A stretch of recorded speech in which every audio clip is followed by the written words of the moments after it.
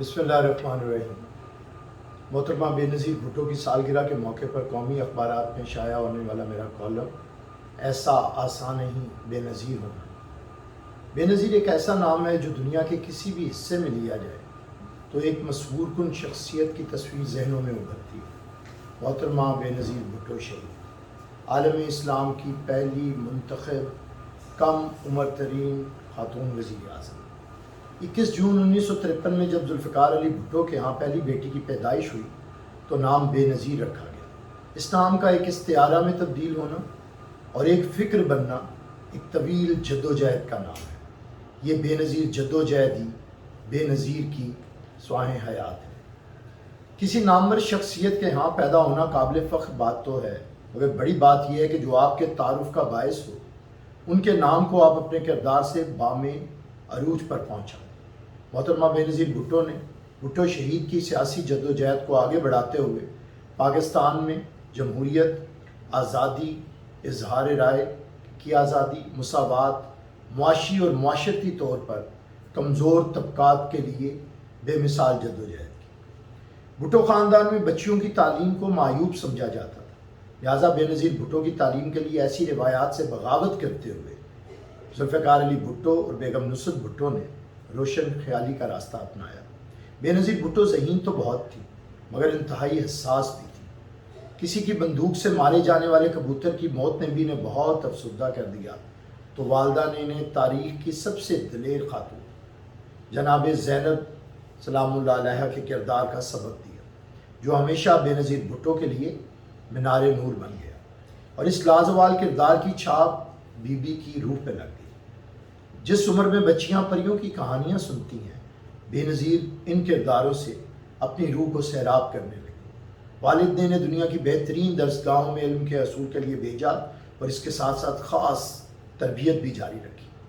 باپ اپنی بیٹی کو بے نظیر دیکھنا چاہتا تھا اور بیٹی صرف اپنے باپ کے خوابوں کی تکمیل چاہتی تھی۔ باپ عوام الناس سے عشق کرتا رہا کہ یہی رب کائنات کا حکم ہے کہ اگر تم اپنے خالق سے پیار کرتے ہو تو پہلے مخلوق سے پیار کرو۔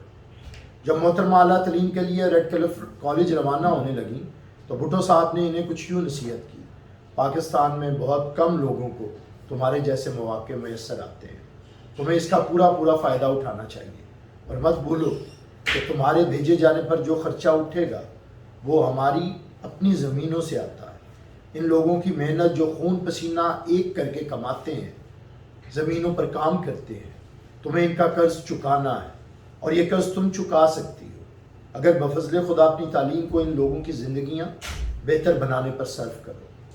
بھٹو صاحب کا اپنی بیٹی سے تعلق کوئی عام باپ بیٹی والا تعلق نہ تھا، یہ رشتہ روحانی اور نظریاتی حد تک بہت گہرا تھا۔ کیا کوئی عام باپ اور بیٹی کبھی مشترکہ جدوجہد کا ایسا عہد بھی کرتے ہیں جیسا ان کے ہاں نظر آتا ہے؟ میں اپنی بڑی بیٹی کے لیے سب کچھ کرنے کو تیار ہوں، مشکل یہ ہے کہ تم بھی حساس ہو اور تمہاری آنکھوں سے بھی فوراً آنسو گرنے لگتے ہیں، اور جیسے میری آنکھوں سے بھی۔ اس کی وجہ یہ ہے کہ ہم دونوں ایک گوشت پوست کے بنے ہوئے ہیں۔ آؤ ہم دونوں ایک دوسرے کو سمجھنے کا معاہدہ کر لیں۔ تم ایک متحرک طبیعت کی مالک ہو۔ ایک متحرک انسان کی یہ کمزوری ہے کہ وہ صحرا کو حدت کے بغیر اور پہاڑوں کو برف کے بغیر دیکھنے کا تصور بھی نہیں کر سکتا۔ اپنی دھوپ کی چمک اور اپنی کوس قضا کو باطنی اقدار اور اخلاقیات میں تلاش کرو گی، اور یہیں تمہیں کاملیت میں کا حصول ممکن ہوگا۔ ہم دونوں قابل تعریف کامیابیوں کے لیے مشترکہ طور پر جدوجہد کریں گے۔ تم تیار ہو کہ ہم اس میں سرخرو ہو جائیں؟ جب بھٹو صاحب کو تاریخ انسانی کے عین مطابق عوام کی حمایت میں خواص کی طرف سے باغی قرار دیا گیا اور سزا بھی وہی مقدر ٹھہری کہ موسم آیا تو نقل دار پہ میر سر منصور ہی کا بار آیا۔ مگر اس سے قبل ہی باپ اپنے عشق لازوال کی وراثت قید خانہ سے اپنی بے نظیر بیٹی کو اس کی 25ویں سالگرہ کے موقع پر کچھ یوں منتقل کر گیا۔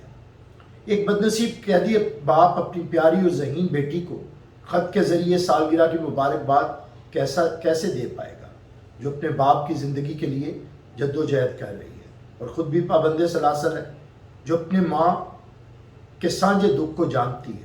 کس طرح محبت سے لبریز جذبات کا پیغام ایک قید خانے سے دوسرے قید خانے اور ایک زنجیر سے دوسری زنجیر تک پہنچ سکتا ہے۔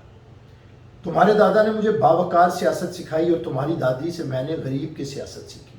میری پیاری بیٹی، میں تمہیں صرف ایک پیغام دینا چاہتا ہوں۔ یہی تاریخ کا پیغام ہے کہ صرف عوام پر بھروسہ کرو، ان کی بھلائی اور مساوات کے لیے کام کرو۔ خدا کی جنت ماں کے قدموں تلے اور سیاست کی جنت عوام کے قدموں تلے ہے۔ میں جیل کی سلاخوں کے پیچھے سے تمہیں کیا تحفہ دے سکتا ہوں، جہاں سے میں اپنا ہاتھ بھی باہر نہیں نکال سکتا۔ آج میں تمہارے ہاتھ میں عوام کا ہاتھ دیتا ہوں، اور یہ عوام کا ہاتھ تھامنے کے بعد عوام سے عشق کا علم تھامے۔ بے نظیر بھٹو طویل قید کاٹنے کے بعد کریا نکلی، جدوجہد جاری رہی، کبھی میدانوں میں، کبھی ایوانوں میں، کبھی کٹہروں میں، کبھی درباروں میں، لیکن کوئی آزمائش حوصلوں کو متزلزل نہ کر سکی۔ سب سے چھوٹے بھائی شاہ نواز کو جب سازشوں سے قتل کیا گیا تو اسے اپنی سرزمین میں دفن کرتے وقت شاید بی بی یہی عہد تو کر رہی تھی کہ آؤ یہ زمین کھو دے اور اس میں اپنے دل بو دے، کریں سیراب اس کو آرزوؤں کے پسینے سے، کہ اس بے رنگ جینے سے نہ میں خوش ہوں، نہ تم خوش ہو، نہ ہم خوش ہیں۔ کوئی غم آگے بڑھنے سے روک نہ سکا۔ جب ہر سو ہو کا عالم تھا، لوگ حق بات کہنے سے ڈرتے تھے، اس وقت لشکر یزید میں ایک کنیز کربلا مظلوموں کی آواز بن کر ظالموں کو للکار رہی تھی کہ میں بھی منصور ہوں قید و اغیار سے۔ جدوجہد دریاؤں کی مانند آگے ہی آگے بڑھتی جا رہی تھی۔ ایک دشمن ختم ہوا تو اپنے بہت سے ہواری بصورت وارث چھوڑ گیا۔ کبھی مکمل اقتدار منتقل نہ ہوا کہ خوف رہا کہ کہیں عوام طاقت کا سرچشمہ بن کر مکمل معاشرتی اور معاشی مساوات کا نام نہ لے۔ دختر مشرق کو سازشوں میں گھیرا جاتا، مگر وہ اپنی دھن میں پکی عوام کے عشق میں مست لوگوں کو روزگار کی صورت میں روٹی، کپڑا اور مکان دیتی رہی، علم کی شمع جلاتی رہی، صحت کی نعمت عوام کے دروازوں تک پہنچاتی رہی، روشنی گھر گھر پہنچتی رہی، اور لوگ گاتے رہے کہ میرے گاؤں میں بجلی آئی۔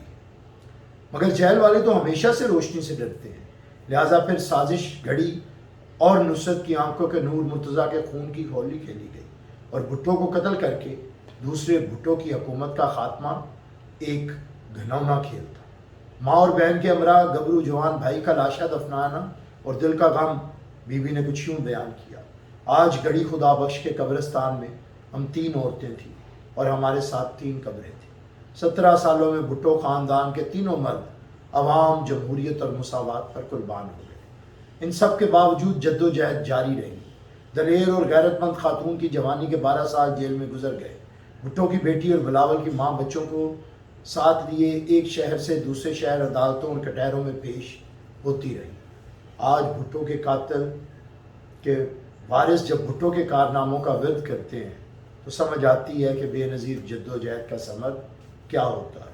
جب بھٹو کی بیٹی کو شہر شہر کٹہروں میں پیش کرنے والوں کی چیخیں بلند ہوتی ہیں کہ ہائے کسی کی بیٹی کو بھی بیٹی سمجھو، تو مکافات عمل کا مطلب اور تاریخ کی سچائی سمجھ میں آتی ہے۔ آج بے نظیر بھٹو کے بدترین مخالفین جب بے نظیر بھٹو کے مشن کی تکمیل کا عہد کرتے ہیں تاکہ ان کا اپنا قد بڑھ سکے، تو بے نظیر جدوجہد کی حقیقت کا ادراک ہوتا ہے۔ بے نظیر بھٹو کی بے نظیر اپنے آخری سانس تک ملک کے بلاولوں، بختاوروں اور آسپاؤں کے لیے جدوجہد کرتی رہی، اور اپنا آج ان کے کل پر قربان کرتی رہی کہ اپنے لیے تو سب ہی جیتے ہیں اس جہاں میں، لیکن بی بی کا مقصد تو اوروں کے کام آنا تھا۔